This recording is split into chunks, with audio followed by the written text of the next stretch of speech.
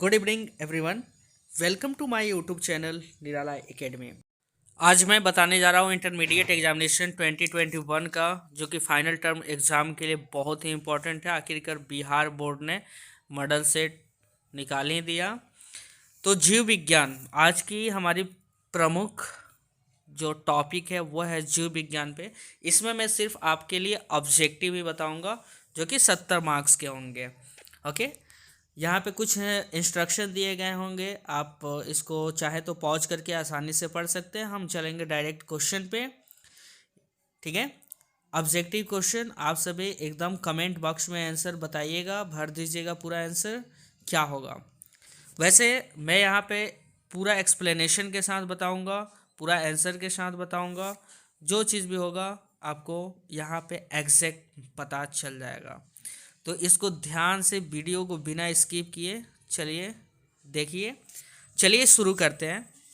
वस्तुनिष्ठ प्रश्न, इसमें 1 से 70 तक के प्रत्येक प्रश्न में 4 विकल्प दिए गए हैं, जिनमें एक सही है।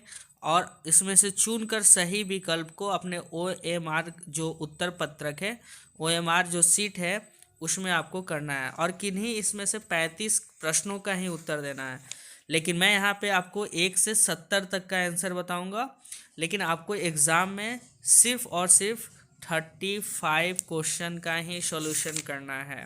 ओके, 1 to 70 है 4 option, out of which only one is correct. You may to mark your selected option on the OMR sheet. चलिए शुरू करते हैं। तब तक आप जब तक मैं आंसर ना बताऊं, आपको कमेंट बॉक्स में आंसर बताना है। चलिए शुरू करते हैं। गुणसूत्र के यूक्रोमैटिन की क्या विशेषताएं है? गुणसूत्र के यूकोमैट्रिन की क्या विशेषता है? आनुवांशिक सक्रिय होता है, उदासीन होता है, आनुवांशिक निष्क्रिय होता है, दोनों बी तथा C. What is the important of euchromatin in chromosome? इसका आंसर होगा A, genetically activity. Next question की तरफ। अगली क्वेश्चन है, जिम कॉर्बेट राष्ट्रीय उद्यान किसके लिए विख्यात है? राइनो, शेर, बाघ, काला buck. Jim Corbett national park is famous for rhino, lion, tiger, black buck. इसका आंसर होगा ऑप्शन सी, बाघ के लिए। ओके, नेक्स्ट क्वेश्चन है, हाइब्रिड भीगड़ संकट शक्ति जिसको बोलते हैं, निम्नांकित में से किस घटना के कारण होती है? ओके, ऑप्शन है विनिमय, काइजमा, समयुग्मजता, विषम युग्मजता। Okay, hybrid vigour is due to which event in the following? इसका ऑप्शन होगा बी, काइजमा। नेक्स्ट क्वेश्चन है, मनुष्य का अवशेषी अंग निम्नांकित में से कौन है? मनुष्य का अवशेषी अंग निम्नांकित में से कौन है?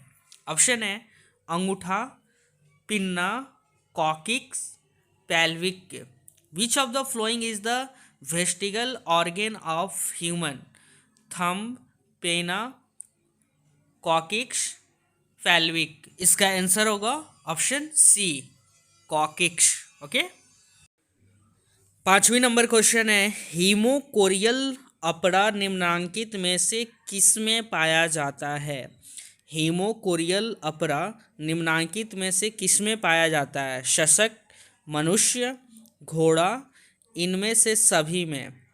ओके, तो इसका आंसर होगा ऑप्शन बी, किसमें पाया जाता है? मनुष्य में। Haemochorial placenta is found in which of the following? Rabbit, human being, horse, all of this. इसका आंसर हमने क्या बताया? Option B. नेक्स्ट क्वेश्चन है, कौन सा परागणकर्ता पुष्प की गंध से आकर्षित नहीं होता है?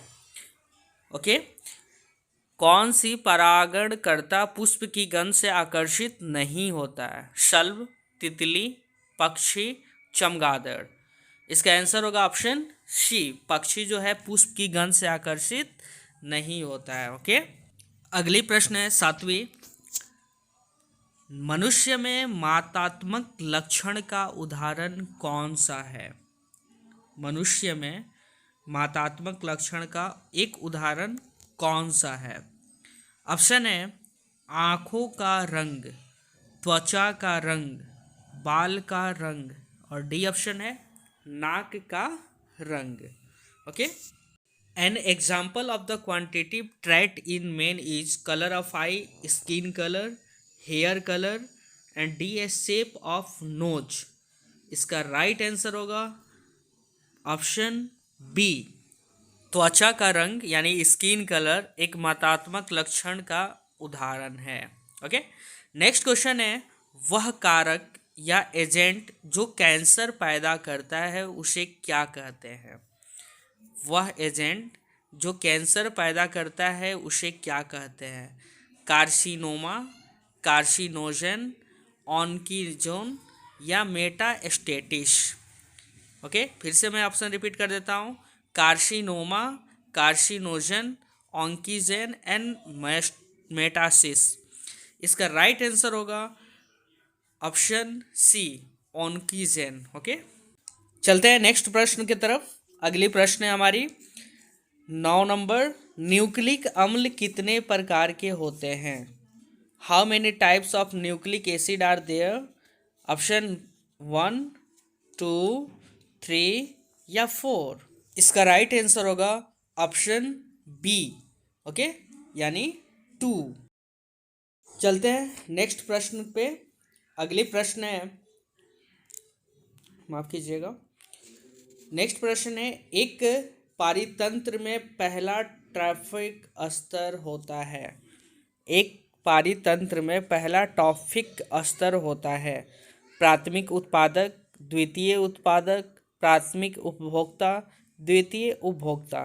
The first trophic level in ecosystem consist of primary producer, secondary producer, primary consumer और सेकेंडरी कंज्यूमर। इसका राइट आंसर होगा ऑप्शन ए, प्राथमिक उत्पादक। नेक्स्ट क्वेश्चन है कोशिकीय जीन का नाम बताएं जो सक्रिय होने पर कैंसर का कारण बन सकते हैं। ऑन्कोजीन्स, प्रोटो ऑन्कोजीन्स, ए तथा बी साइलेंट जीन्स। इसका आंसर होगा ऑप्शन सी, दोनों ए तथा बी, यानी ओन्कोजीन्स एंड प्रोटो ओन्कोजीन्स, ये दोनों cellular genes when we activated can cause cancer. Right answer क्या होगा? Option C. सब कोई नोट कर लीजिए, 11 का आंसर सी। नेक्स्ट क्वेश्चन है जीन गन किसकी मदद से 3 जीन की कोशिकाओं में प्रवेश करा सकता है? जीन गन किसकी मदद से जीन को कोशिकाओं में प्रवेश करा सकता है?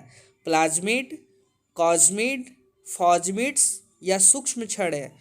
Gene gun can introduce genes into cells with the help of plasmid, cosmids, phagemids या माइक्रोस्कोपिक पैलेट्स। इसका राइट आंसर होगा ऑप्शन डी, यानी सूक्ष्म छड़ों के द्वारा प्रवेश करा सकता है। अगले प्रश्न है अनुवांशिक रूपांतरित फ्लेवर सेवर क्या है? अनुवांशिकता रूपांतरित फ्लेवर सेवर क्या है? चावल, कपास, आलू, टमाटर। चलिए बताइए राइट आंसर इसका क्या होगा? Flavour saver is genetically modified by option D, tomato. टमाटर जो है अनुवांशिकता रूपांतरित फ्लेवर सेवर है। ओके, चलते हैं अगले प्रश्न पे। अगला प्रश्न है संख्या का सीधा पिरामिड निम्नांकित में से किसमें उपस्थित होता है?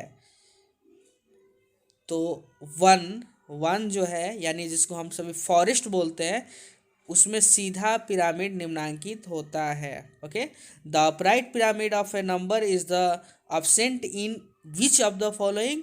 फॉरेस्ट। इसका राइट आंसर क्या होगा? ऑप्शन ए, फॉरेस्ट। ओके, फॉरेस्ट जो है upright pyramid of number is absent, यहाँ अनुपस्थित क्या होते हैं? अनुपस्थित होते हैं। नेक्स्ट क्वेश्चन है पारितंत्र में जिसका पुनर्जीवन नहीं होता है, यानी विच is not recycle in ecosystem. Oxygen, option A है ऑक्सीजन, नाइट्रोजन, जल, ऊर्जा। देखिए ऑक्सीजन, नाइट्रोजन और जल का तो पुनर्नवीनीकरण हो सकता है, लेकिन जो एनर्जी है, ऊर्जा है, यानी ऑप्शन डी, इसका राइट आंसर क्या होगा? डी, ऊर्जा का कभी भी रिसाइकल नहीं किया जा सकता है। नेक्स्ट क्वेश्चन है, शुक्राणु जिसका स्खलन नहीं होता है वह पुनः कहाँ अवशोषित होते हैं? वृषण कोश में, वास इफ्रेंस में, शुक्रवाहक में, या इजाकुलेटरी नली में? चलिए बताइए इसका राइट आंसर। इसका राइट आंसर होगा शुक्रवाहक में, जिसको हम लोग वेसी डिफरेंस बोलते हैं, यानी spermatozoa which are not ejaculated are reabsorbed in the vas deferens. Option होगा इसका सी, शुक्रवाहक। ओके, याद हो गया होगा सबको। नेक्स्ट क्वेश्चन है 17 नंबर, संयोजी उत्तक, संयोजी उत्तक यानी जिसको हम कनेक्टिव टिश्यू बोलते हैं, are derived from the embryonic layer, ectoderm, mesoderm, endomesoderm या एंडोडर्म? तो इसका राइट आंसर होगा ऑप्शन बी, मेसोडर्म। क्या होता है? मेसोडर्म जो होता है connective tissues derived from embryonic layer. Okay, चलते हैं अगली प्रश्न पे। अगला प्रश्न है, एक्स गुणसूत्र कैसा होता है? ध्यान दीजिएगा, और जो भी हमारे चैनल पर नए हैं कृपया सब्सक्राइब करना बिल्कुल ना भूलिएगा। और ऐसे ही मैं इम्पोर्टेंट जितने भी मॉडल सेट निकले हुए हैं सबका मैं आंसर आप सभी के सामने प्रस्तुत करूंगा। चलिए नेक्स्ट क्वेश्चन पे चलते हैं। एक्स गुणसूत्र कैसा होता है? Acentric, acrocentric, metacentric, telocentric? X chromosome is metacentric. Option इसका राइट आंसर क्या होगा? मेटासेंट्रिक। अगले प्रश्न है, एलोसोम्स निम्नलिखित में से किसका नाम है?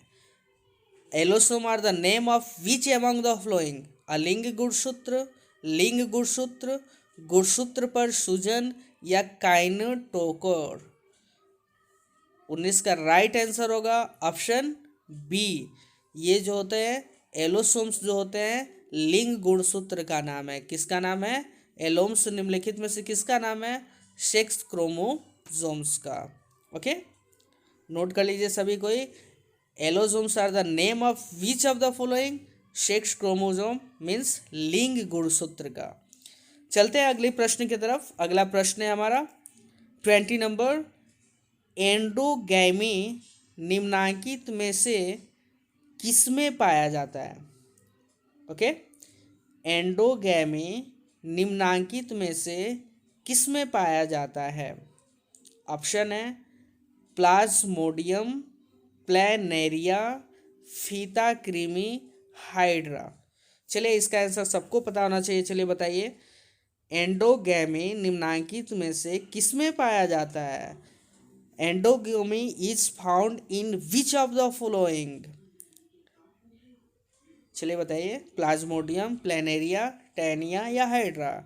इसका राइट आंसर होगा ऑप्शन सी, टाइनिया में एंडोगैमी पाया जाता है। ओके, सबको नोट कर लीजिए ऑप्शन सी। नेक्स्ट क्वेश्चन है, मध्य चक्र जिसको हम लोग ऑस्ट्रेच साइकिल बोलते हैं निम्नांकित में से किसमें पाया जाता है? मनुष्य में, बंदर में, गाय में या इनमें सभी? तो जो ऑस्ट्रेच साइकिल होता है वह सिर्फ और सिर्फ काऊ में पाया जाता है। किस में पाया जाता है? जो निम्नलिखित में से चारों में ऑप्शन जो दिए गए हैं उसमें सिर्फ और सिर्फ काऊ में पाया जाता है, गाय में। ओके, तो नोट कर लीजिए, oestrous cycle occurs in which of the following? And the right answer is option C, cow. 22वां प्रश्न है, रणथंबोर राष्ट्रीय उद्यान कहाँ स्थित है? रणथंबोर राष्ट्रीय उद्यान कहाँ स्थित है? Gujarat, Rajasthan, Uttar Pradesh, Madhya Pradesh? Ranthambore national park is located in Gujarat, Rajasthan, Uttar Pradesh, Madhya Pradesh? इसका राइट आंसर होगा ऑप्शन बी, राजस्थान, जहाँ पे इसकी स्थापना 1980 में की गई थी। नोट कर लीजिए, अगर ईयर भी पूछे तो राजस्थान और साथ में 1980, इसकी स्थापना कब की गई थी? 1980 में। ओके, चलते हैं अगले प्रश्न की तरफ। इनमें से स्थानिक पौधा कौन सा होता है? Which one is an endemic plant? Riccia discolor, marchantia polymorpha, cynodon dactylon, nepenthes khasiana. Which one is an endemic plant? Riccia discolor, marchantia polymorpha, cynodon and nepenthes. इसका राइट आंसर होगा option D, nepenthes khasiana. Okay, note कर लीजिए। 24वां प्रश्न है, gene cloning में संवाहक के रूप में प्रयुक्त बाहरी गुणसूत्र डीएनए क्या है? ट्रांसपोसोन है, इंट्रॉन है, प्लाज्मिड है या एक्सॉन है? Extra chromosomal DNA used as vector in gene cloning as transposon, intron, plasmid, exon. चलिए बताइए इसका आंसर कमेंट बॉक्स में। इसका आंसर होगा ऑप्शन सी। क्या होगा इसका आंसर? सी, प्लाज्मिड। जो डीएनए है उसका क्या नाम है? Plasmid, DNA cloning. Okay, gene cloning, sorry. TI plasmid निम्नलिखित में से किसकी कोशिकाओं का कायाकल्पित करता है? टीआई प्लाज्मिड जो है निम्नलिखित में से किसकी कोशिकाओं का कायाकल्पित करता है? जीवाणु का, विषाणु का, पौधों का या जंतुओं का? Ti plasmid transform cell of which of the following? Bacteria, virus, plants and animals. And the right answer is option C, पौधों का कोशिकाओं का कायाकल्पित करता है। जो टीआई प्लाज्मिड है वो प्लांट्स का ट्रांसफॉर्म सेल्स है। ओके, 26 नंबर प्रश्न है, पॉलीमरेज श्रृंखला अभिक्रिया किस में उपयोगी है? प्रोटीन संश्लेषण में, अमीनो अम्ल संश्लेषण में, डीएनए संश्लेषण में, डीएनए प्रवर्धन में। Polymerase chain reaction is useful in option, बताइए जल्दी क्या होगा 26 का ऑप्शन? इसका जो होगा डीएनए एम्प्लीफिकेशन। क्या होगा इसका answer? DNA amplification. Next question है, कुकुरबिट्टा के ट्रेंडिल्स तथा बैगन विलिया के कांटे क्या हैं? समजात अंग, अवशेषी अंग, असमजात अंग, दोनों, ए तथा B. Tendrils of cucurbita and the thorns of bougainvillea are homologous organ, vestigial organs, analogous organ, both A and B। इसका राइट आंसर होगा ए, होमोलोगस ऑर्गन यानी समजात अंग। इसका राइट आंसर क्या होगा 27 का? ए। ओके, जिसको हम लोग होमोलोगस ऑर्गन बोलते हैं। नेक्स्ट क्वेश्चन है 28 नंबर क्वेश्चन पे चलते हैं। इसको नोट कर लीजिए। समजात अंग मतलब एक जैसा है। डार्विन के फिंच क्या दर्शाते हैं? क्वेश्चन है, डार्विन के फिंच क्या दर्शाते हैं? डार्विन फिंच शो प्राकृतिक चयन यानी नेचुरल सिलेक्शन, समानांतर विकास यानी पैरेलल एवोल्यूशन, अनुरूपता होमोलॉजी या अनुकूली विकिरण एडेप्टिव रेडिएशन।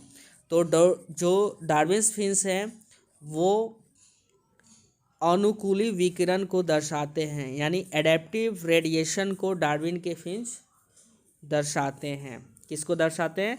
अनुकूली विकिरण को, एडेप्टिव रेडिएशन को। ओके, समझ गए? अगर क्वेश्चन आता है डार्विन फिंचेस शो तो राइट आंसर एडेप्टिव रेडिएशन, अनुकूली विकिरण।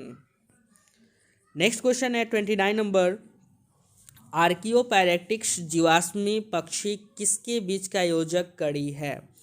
आर्कियोपटेरिक्स जीवाश्म पक्षी किसके बीच का योजक कड़ी है? उभयचर तथा सरीसृप वर्ग, सरीसृप तथा पक्षी वर्ग, उभयचर तथा पक्षी वर्ग, मत्स्य तथा उभयचर वर्ग। Archaeopteryx fossil bird is connecting link between option B reptiles and birds यानी सरीसृप तथा पक्षी वर्ग के बीच के योजक कड़ी है। ओके, नोट कर लीजिए सभी कोई कि आर्कियो पैटेरिक्स जो है सरीसृप तथा पक्षी वर्ग के कनेक्टिंग लिंक हैं। Okay, fossil bird is connecting link between reptiles and birds. एक द्विसंकर स्थिति कौन सी है? द्विसंकर स्थिति कौन सी है?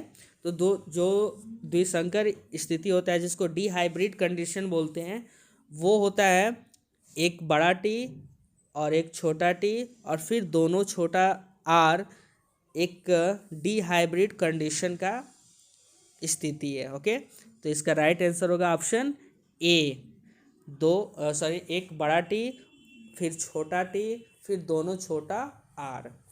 समझ गए? A dihybrid condition is option A is the right answer of question number 30। चलते हैं अगले प्रश्न पे, इसको नोट कर लीजिए कि एक द्विसंकर स्थिति कौन सी होती है। तो ऑप्शन ए। नेक्स्ट क्वेश्चन है, जीन के विभिन्न रूपों को क्या कहा जाता है?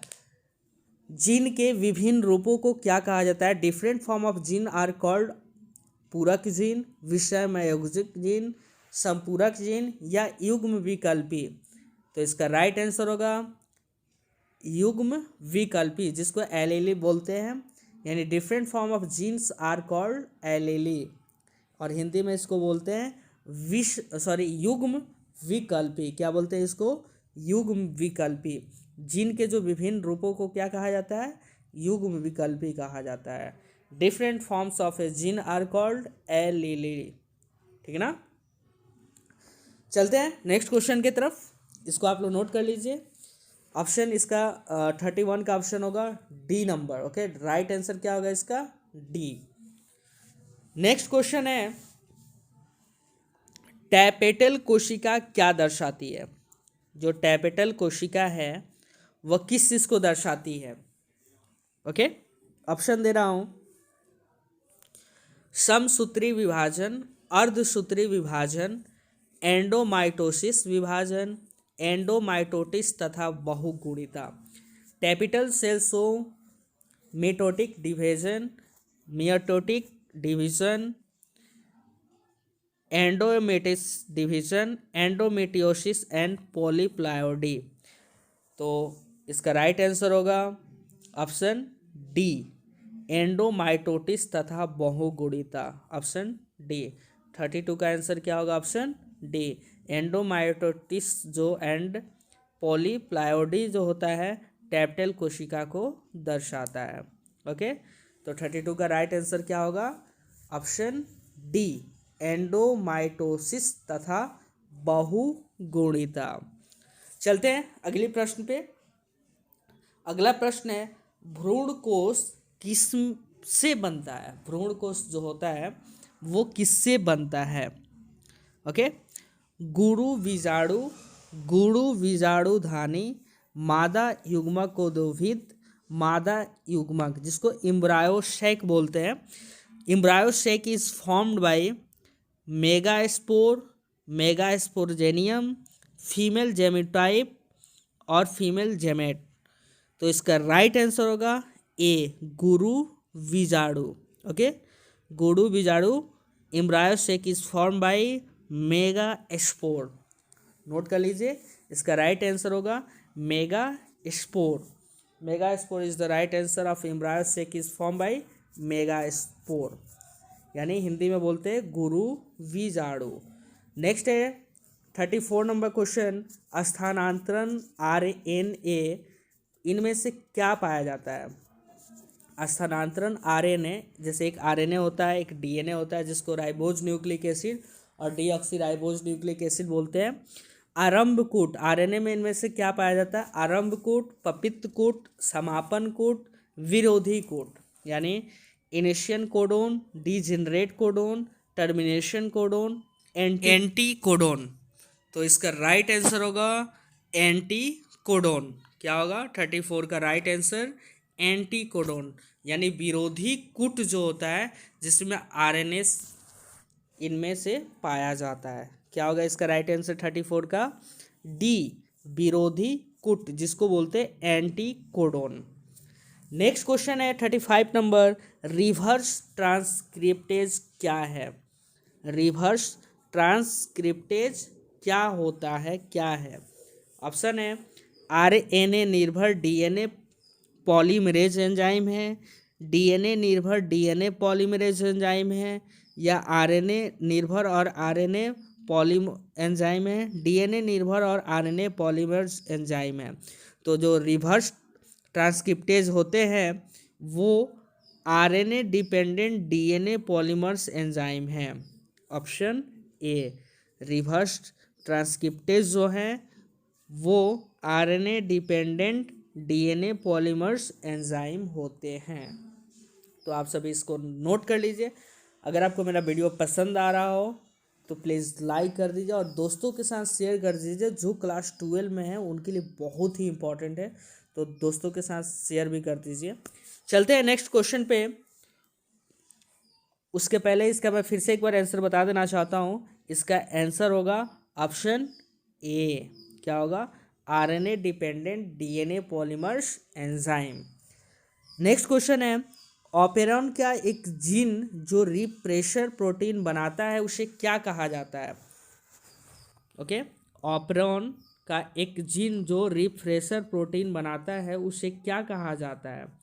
Operator, promoter gene, regulator gene, संरचनात्मक जीन।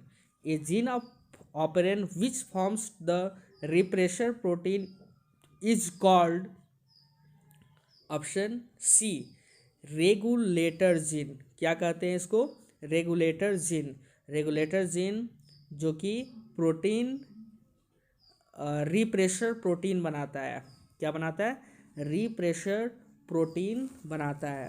तो a gene of operon which forms are repressor protein is called regulator gene. Option 36 का ऑप्शन क्या होगा? सी, रेगुलेटेड जीन। ओके, समझ आ रहा है आप सभी को? आप सभी नोट करते चले जाइए। मैं चलता हूँ नेक्स्ट क्वेश्चन पे। नेक्स्ट क्वेश्चन है, टेटनस द्वारा उत्पन्न विष किसे प्रभावित करता है? टेटनस द्वारा उत्पन्न विष किसे प्रभावित करता है? 36 का आंसर मैं बता चुका हूँ। 37 का, टेटनस द्वारा उत्पन्न विष किसे प्रभावित करता है?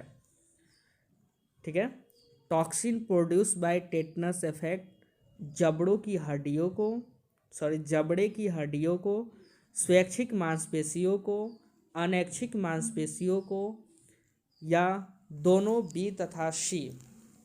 तो जो toxin produce of tetanus effect होते हैं वो होते हैं जबड़े की हड्डियों को ज़्यादातर इससे प्रभावित करता है। टेटनस द्वारा उत्पन्न जो विष होता है वो जॉ बोन्स को अफेक्ट करता है। तो 37 का राइट आंसर क्या होगा? ऑप्शन ए, यानी जबड़े की हड्डियों को। सबको नोट कर लीजिए, जिसको बोलते हैं jaw bones. Toxin produce by tetanus affect jaw bones. Next question है, एड्स विषाणु में क्या रहता है? जो एड्स वायरसेस पोसेसेस एक कुंडलिन आरएनए, द्विकुंडली आरएनए, एक कुंडलिनी डीएनए, द्विकुंडलिनी डीएनए। ओके, तो 38 का राइट आंसर होगा A, single strand RNA. AIDS viruses processes, जिसको हम लोग एड्स का full form acquired immunodeficiency syndrome कहते हैं, जिसके वजह से इसमें जो विषाणु जो रहता है उसको हम बोलते हैं सिंगल स्ट्रैंड आरएनए, मीन्स एक कुंडलिनी आरएनए। ओके, तो चलते हैं नेक्स्ट क्वेश्चन पे।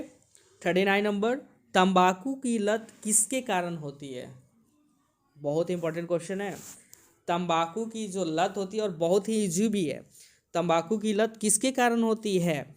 कैफीन के कारण, हिस्टामिन के कारण, कोकेन के कारण, या निकोटीन के कारण? एडिक्शन टू तंबाकू is caused by caffeine, histamine, cocaine और निकोटीन। चलिए बताइए, इसका आंसर सबको पता होना चाहिए, क्योंकि तंबाकू की जो लत होती है किसके कारण होती है?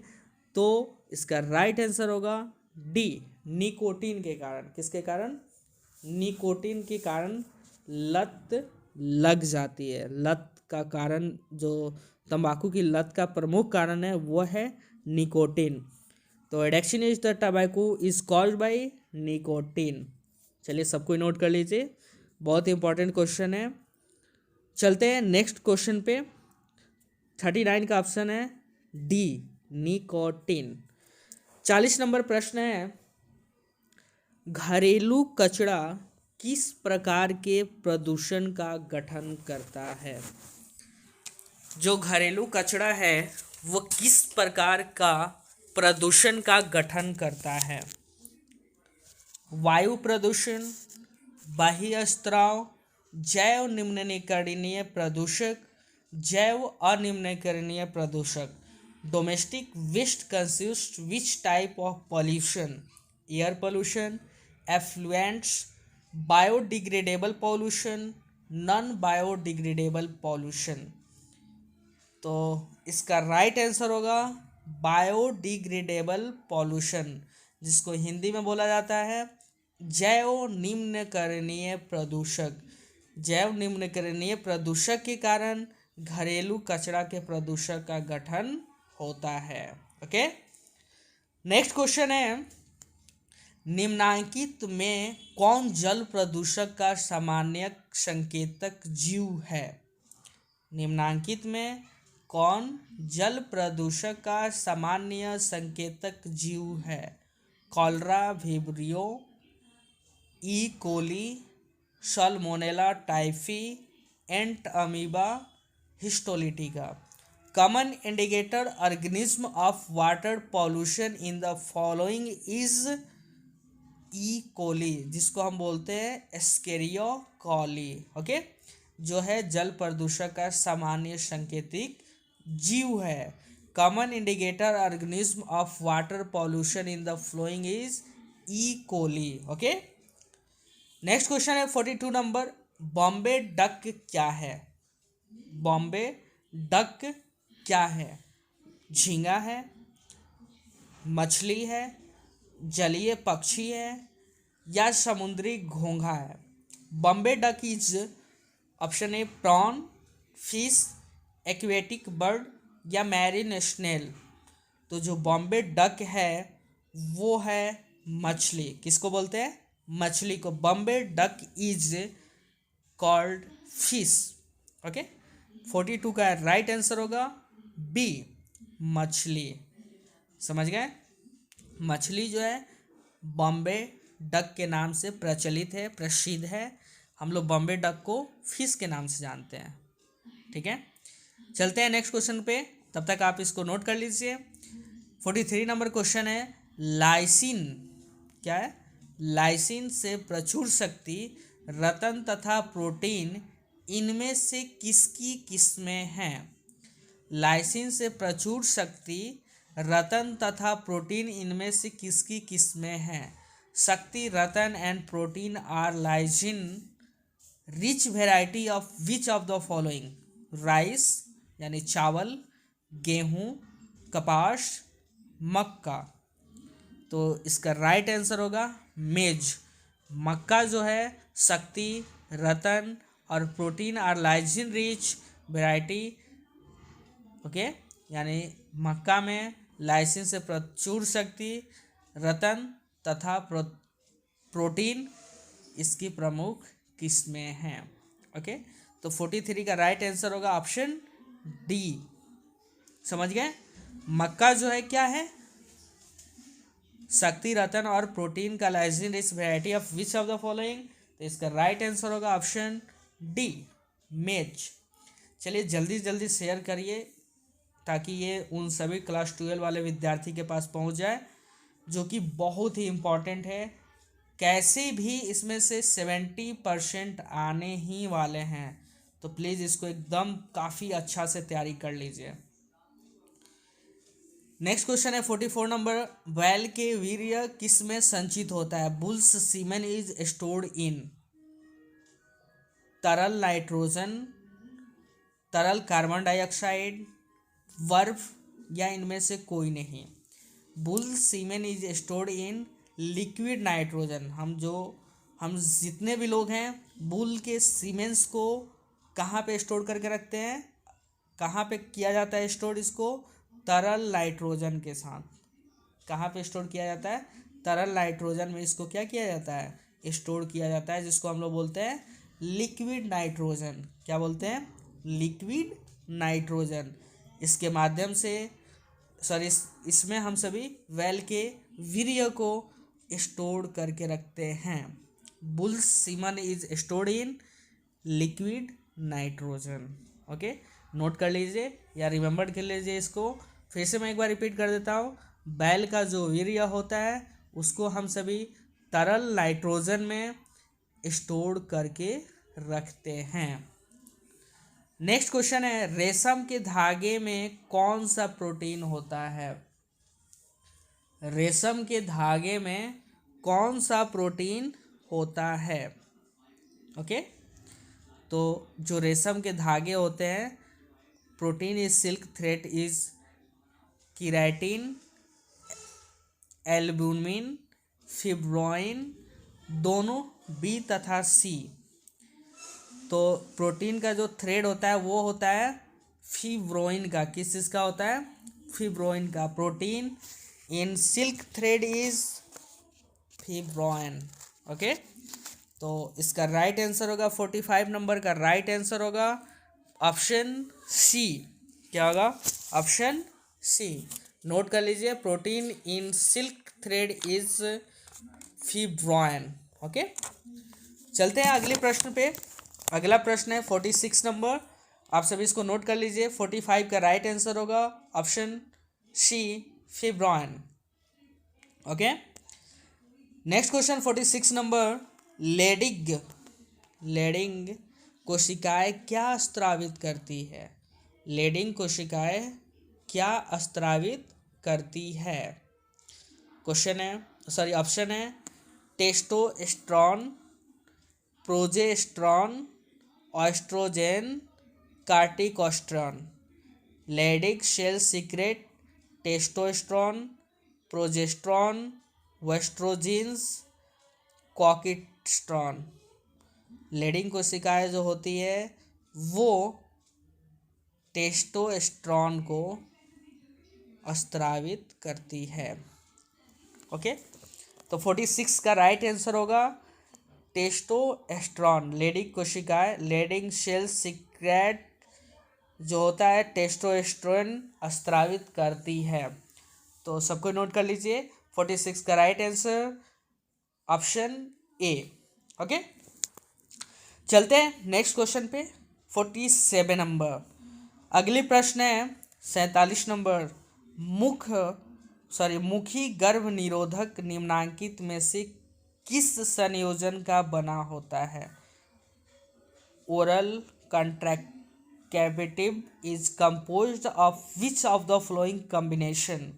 मुखी गर्भ निरोधक निम्नांकित में से किस संयोजन का बना होता है। एस्ट्रोजन तथा वृद्धि हार्मोन, प्रोजेस्टेरोन तथा टेस्ट्रोजन।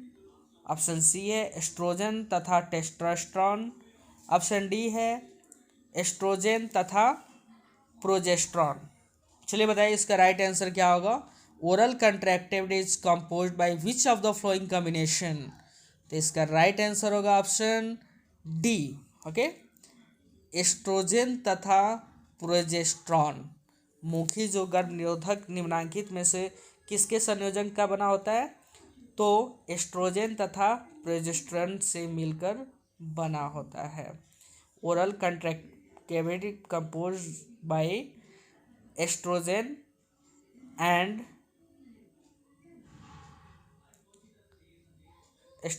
प्रोजेस्टेरोन। ओके, नेक्स्ट क्वेश्चन है 48 नंबर। डीएनए प्रतिकरण के दौरान लैंगिक स्ट्रैंड का निर्माण कैसे होता है।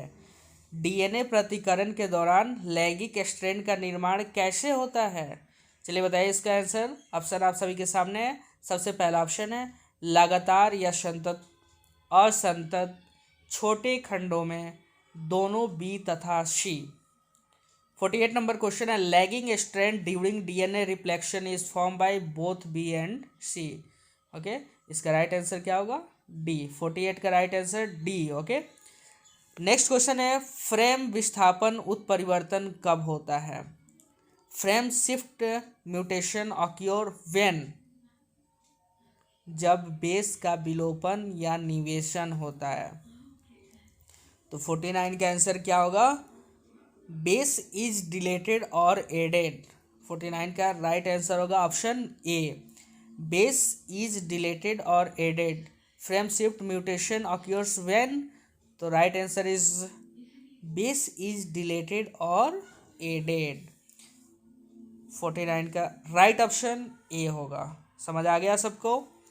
चलते हैं अगले प्रश्न पे। 50वीं प्रश्न है बोवल परिकल्पना किसके द्वारा प्रस्तावित की गई है? ओवल परिकल्पना किसके द्वारा प्रस्तावित की गई है? क्रिक, निरेनबर्ग, हॉले या Khorana? Wobble hypothesis is processed by Crick, Nirenberg, Holley and Khorana. तो इसका राइट आंसर होगा क्रिक। कब की गई है? अगर ऐसा भी क्वेश्चन आ जाती है कि कब की गई है, तो 1966 में, 1966 में। तो 50वीं का राइट ऑप्शन क्या होगा? ऑप्शन ए। नेक्स्ट क्वेश्चन है आरबीसी के पतन का कारण कौन है? आरबीसी के पतन का कारण कौन है? आर्सेनिक यौगिक, हाइड्रोकार्बन्स, अमोनिया, सल्फर यौगिक। विच one cause degradation of RBC? Which one cause degradation of RBC? Arsenic compounds, hydrocarbons, ammonia, sulphur compounds. चलिए बताइए इसका आंसर कमेंट बॉक्स में, जल्दी बताइए इसका आंसर। 51 का क्या होगा? आरबीसी का जो पतन है उसका प्रमुख कारण है आर्सेनिक यौगिक, arsenic compound, arsenic compound which one cause degradation of RBC. Okay, समझ आया आपको? आर्सेनिक कंपाउंड इसका right answer. Okay, next question है जल प्रस्फुटन किससे बनता है? Which bloom sorry water blooms are formed by. जल प्रस्फुटन किससे बनता है? हाइड्रिला से, जल कुंभी से, ट्रम्पा से या प्लैंकोटेनिक शैवाल से? Water blooms are formed by hydrilla, water hyacinth, trapa and planktonic algae. तो इसका राइट आंसर होगा 52 का ऑप्शन डी, प्लैंकोटोनिक शैवाल से। प्लैंकोटोनिक शैवाल से जल प्रस्फुटन बनता है जिसको वाटर ब्लूम्स बोलते हैं। तो अगर इस क्वेश्चन है water blooms are formed by, right answer होगा इसका planktonic algae. Okay, next question है 53 नंबर। मिट्टी का निर्माण किस प्रक्रिया से होता है? क्वेश्चन है, बहुत इंपॉर्टेंट क्वेश्चन है ये, कि मिट्टी का निर्माण किस प्रक्रिया से होता है? Formation of soil takes place by process of, option है गलन, अपक्ष, मृदा जनन, दोनों बी तथा सी। बताइए इसका answer. Formation of soil takes place by which of the process of melting, weathering, pedogenesis, both B and C. तो राइट इसका आंसर होगा डी, क्या? अपक्ष तथा मृदा जनन, इन दोनों के माध्यम से मिट्टी का निर्माण की प्रक्रिया शुरू होती है। तो इसलिए इसका राइट आंसर क्या होगा? डी। ओके, यानी वेदरिंग एंड पेडोजेनेसिस, यहाँ पे ऑप्शन है बी एंड सी, ठीक ना? तो ये इस दोनों के माध्यम से मिट्टी के निर्माण की प्रक्रिया शुरू होती है, यानी formation of soil takes place by the process of both B and C. Next question है जलोद्भिद की एक विशेषता क्या है? What is the characteristics features of hydrophytes? तैरते हुए पत्ते, एरेनकाइमा, डूबे हुए पत्ते या अच्छी तरह से विकसित फ्लोएम। बताइए जलोद्भिद की एक क्या फ्लोटिंग लिव्स। तो इसका राइट आंसर होगा ऑप्शन बी, एरेनकाइमा। क्या होगा इसका? एक कैरेक्टरिस्टिक फीचर्स ऑफ हाइड्रोफाइट्स, इसका एक फीचर्स है एरेन काइमा। समझ आ गया। तो 54 का राइट आंसर सबको टिक कर लीजिए या नोट कर लीजिए, ऑप्शन बी एरेन काइमा। ओके, चलते हैं नेक्स्ट क्वेश्चन पे। आप सभी को अगर वीडियो मेरा पसंद आया हो तो प्लीज़ लाइक कर दें, सब्सक्राइब कर दें और दोस्तों के साथ शेयर ज़रूर करें। मैं यहाँ पे पूरा ऑब्जेक्टिव यानी 70 ऑब्जेक्टिव है, मैं सबको यहाँ पे सॉल्व किया हूँ। आपको काफ़ी ही अच्छे तरह से एक्सप्लेनेशन से बता रहा हूँ ताकि आपको बार बार वीडियो देखने की ज़रूरत ना पड़े, एक ही बार में याद हो जाए। ठीक है, तो चलिए नेक्स्ट क्वेश्चन पे चलते हैं। फफूंद हाइफी अंतर कोशिकीय किस में किसको कहते हैं, सॉरी किस में रहते हैं? फफूंद हाइफी अंतर कोशिकीय किस में रहते हैं? फंगल हाइफी रिमेन इंटरसेलुलर इन एक्टोमाइक्रोज में, VAM में, एंडोमाइकोराइजा में, या इनमें से कोई नहीं। Fungal hyphae remain intercellular in ectomycorrhizae, VAM, endomycorrhizae and none of these. तो इसका राइट आंसर होगा ऑप्शन ए एक्टोमाइक्रोजिया। फफूंद हाइफी अंतर कोशिकीय एक्टोमाइक्रोराइजा में रहते हैं। सबको नोट कर लीजिए 55 का आंसर। फफूंद हाइफी अंतर कोशिकीय किस में रहते हैं? तो एक्टोमाइक्रोजिया में फफूंद हाइफी अंतर कोशिकीय रहते हैं। नेक्स्ट क्वेश्चन पे 56 नंबर। ओके, 55 का आंसर सबको नोट कर लीजिए, ए राइट आंसर 55 का क्या होगा? Ectomycorrhiza. Okay, fungal hyphae remain intercellular in. Next question है 56 नंबर। प्लियोट्रॉपी जीन कैसे लक्षण प्रारूप दर्शाता है? Pleiotropy gene shows which type of phenotype? Okay, विभिन्न जीना प्रारूप, विभिन्न लक्षण प्रारूप, एक जीना प्रारूप, एक लक्षण प्रारूप। Trophy gene shows which type of phenotype? Multiple genotype, multiple phenotype, single genotype and single phenotype. तो 56 का राइट आंसर होगा विभिन्न लक्षण प्रारूप यानी मल्टीपल फेनोटाइप। जो प्लियोट्रॉफी जीन कैसा लक्षण प्रारूप दर्शाता है? तो विभिन्न यानी मल्टीपल लक्षण प्रारूप को दर्शाता है। समझ गए? 56 का राइट आंसर क्या होगा? बी विभिन्न लक्षण प्रारूप, मल्टीपल फेनोटाइप। ओके, नोट कर लीजिए सभी कोई, या अगर आपने PDF फाइल लिया है तो टिक कर लीजिए। इसका राइट आंसर होगा ऑप्शन बी। चलते हैं नेक्स्ट क्वेश्चन पे 57 नंबर। निम्नांकित में दो जीनों के लिए विषम युग्मजी जीव कैसा होगा? निम्नांकित में दो जीनों के लिए विषम युग्मी जीव कैसा होगा? तो 57 कैसा होता है? तो RRYY, सब में तो वही लिखा है, लेकिन इसका राइट आंसर होगा ऑप्शन डी, एक बड़ा आर और एक छोटा आर, एक बड़ा वाई और एक छोटा वाई। ओके, तो क्या लिखिएगा? Heterozygous organism for two genes in the following cell be, option D.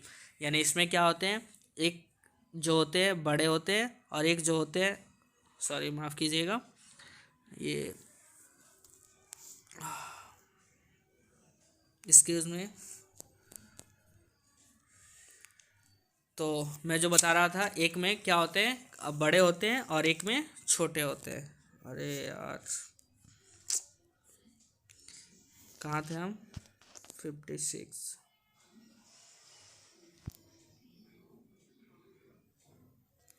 56 पे नहीं, 57। ओके, हाँ इसी जगह पे थे 57, सॉरी। क्वेश्चन है heterozygous organism for two genes in the following shall be. Okay, तो 57 का सबको राइट आंसर नोट कर लीजिए, ऑप्शन डी। ओके, 57 का राइट आंसर क्या होगा? Option D. चलते हैं नेक्स्ट क्वेश्चन पे। नेक्स्ट क्वेश्चन है 58, which one in the national aquatic animal of India, यानी निम्नलिखित में से कौन सा भारत का राष्ट्रीय जलीय पशु है। देखिए बहुत ही इजी क्वेश्चन है, चलिए जल्दी से कमेंट बॉक्स को भर दीजिए। 58 में निम्नलिखित में से कौन सा भारत का राष्ट्रीय जलीय पशु है। इसमें कोई ऑप्शन की जरूरत नहीं, इसका राइट आंसर होगा ऑप्शन ए। ठीक है ना। और ये कब घोषित किया गया था, 18 मई 2010 को राष्ट्रीय जलीय पशु घोषित किया गया था रिवर डॉल्फिन को। निम्नलिखित में से जो भारत का राष्ट्रीय, यानी विच one is the following aquatic animal is called India एक रिवर डॉल्फिन, यानी नदी में जो डॉल्फिन रहती है उसे। नेक्स्ट क्वेश्चन है इन सीटू संरक्षण के अंतर्गत कौन सा शामिल नहीं है, which is not included under in situ conservation. Okay, तो इसका राइट आंसर होगा वानस्पतिक प्राणी, यानी biotechnological and zoological garden in situ संरक्षण के अंतर्गत शामिल नहीं होते हैं। ओके, तो राइट आंसर इसका क्या होगा, 59 का राइट आंसर होगा option B, botanical and zoological garden. 60वीं प्रश्न है, आणविक कैंची जो डीएनए को विशिष्ट स्थल पर काटती है वह है। आणविक कैंची जो डीएनए के विशिष्ट स्थल पर काटती है वह है क्या, पैक्टिनेज एंजाइम, प्रतिबंध एंड्रोमेलेजिन, polymerase enzyme, ligase enzyme. Molecular scissor which cut DNA is a specific site of, right answer is option A, pectinase enzyme. 60 का राइट आंसर क्या होगा, सही ऑप्शन क्या होगा इसका, ऑप्शन ए, पैक्टिनेज एंजाइम। चलते हैं अगले प्रश्न पे। अगला प्रश्न है, निम्नलिखित में से कौन SCID के लिए जीन थेरेपी से संवाहक के रूप में प्रयुक्त होता है। निम्नलिखित में से कौन SCID के जीन थेरेपी के संवाहक के रूप में प्रयुक्त होता है, तो इसका राइट आंसर होगा, चलिए बताइए, सबसे पहले बताइए आप सभी कमेंट बॉक्स में इसका right answer. Which of the flowing is used to as vector in gene therapy for SCID, रेट्रोविषाणु।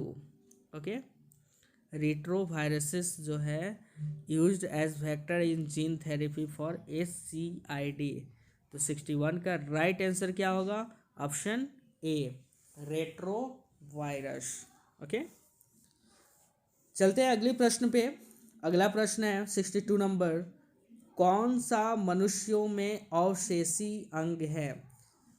कौन सा मनुष्यों में अवशेषी अंग है, which are vestigial organs in human.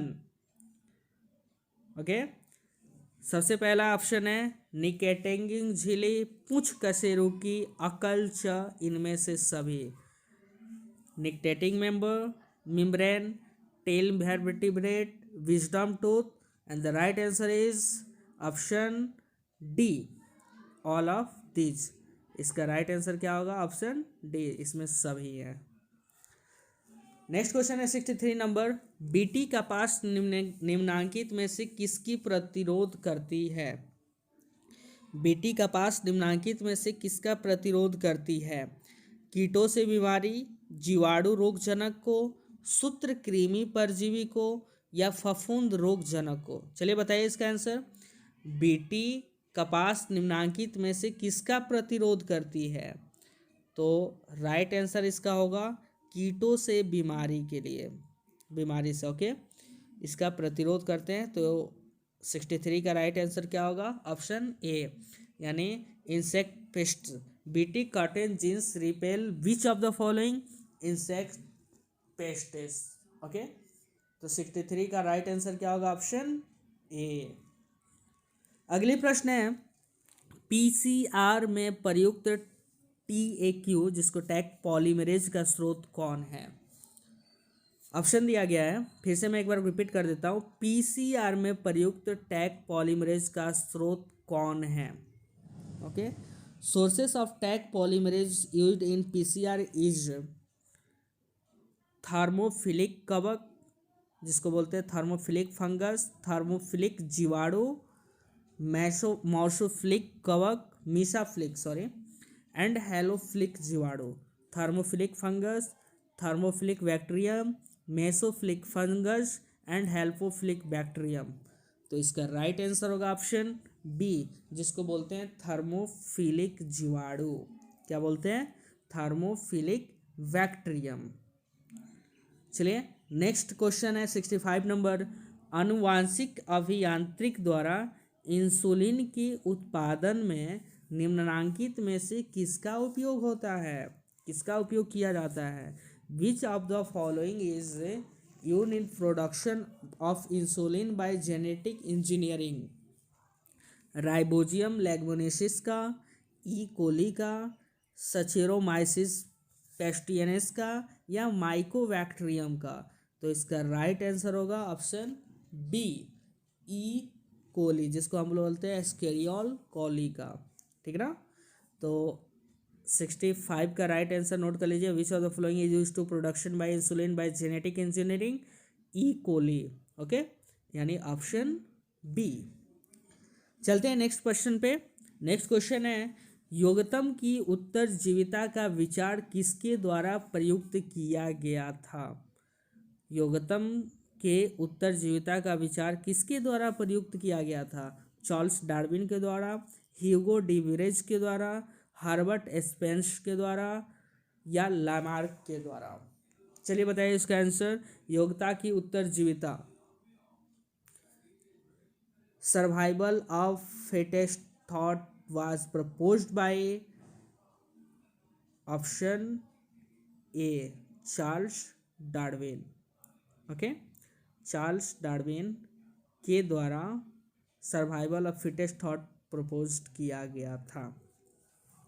67 number question पे चलते हैं। निम्नलिखित में से किसका उपयोग हरित खाद या जैव उर्वरक के रूप में किया जाता है? Which of the flowing is used as green manure and bio fertiliser? Option है चावल, मक्का, जई या ढैंचा। चलिए बताइए इसका आंसर। इसको हम सभी बोल, इसका राइट आंसर होगा ऑप्शन डी, ढैंचा। ठीक है ना? ये which of the flowing is used to green manure fertiliser, तो ढैंचा का उपयोग हम सभी खाद या बायो फर्टिलाइजर के रूप में करते हैं।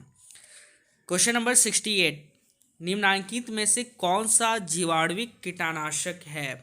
विच of the following is microbial insecticide? Bacillus subtilis, bacillus polymyxa, bacillus thuringiensis, bacillus Brevis?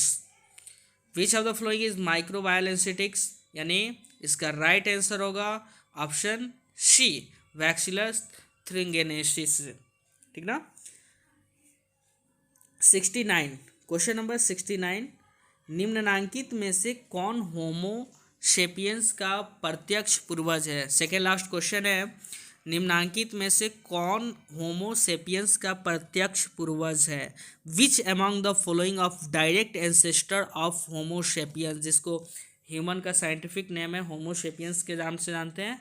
तो इसका राइट आंसर होगा ऑप्शन बी, होमो इरेक्टस। ओके, तो होमो सेपियंस का क्या होगा? Right answer homo erectus. Which among the following is direct ancestor of homo sapiens? Note कर लीजिए 69 का ऑप्शन बी। लास्ट क्वेश्चन है, वाहिमतल जल के प्राथमिक उपचार में निम्नलिखित में से कौन सा कदम शामिल है? वाहिमतल जल के प्राथमिक उपचार में निम्नलिखित में से कौन सा कदम शामिल है? The primary treatment of sewage water involve which of the following step? इसका राइट आंसर होगा निस्यंदन तथा अवसादन।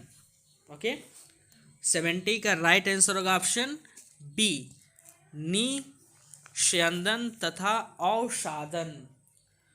नोट कर लीजिए, the primary treatment of sewage water involve which of the flowing?